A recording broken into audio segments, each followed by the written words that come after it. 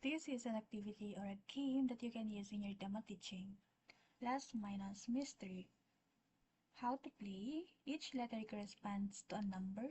You will solve the given letter equation using addition or subtraction to find the correct letters. Once you solve all, you will reveal the mystery message. So, for example, ito yung letters and numbers. Example, F plus H is equals to F is equals to number 5, while H is equals to 7, number 7.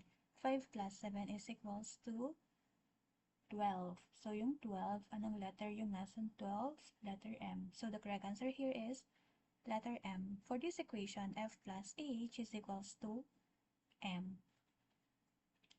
So, example lang to, but this example is editable siya. You can edit kung ano yung message na gusto nyo iparating or connected sa lesson nyo.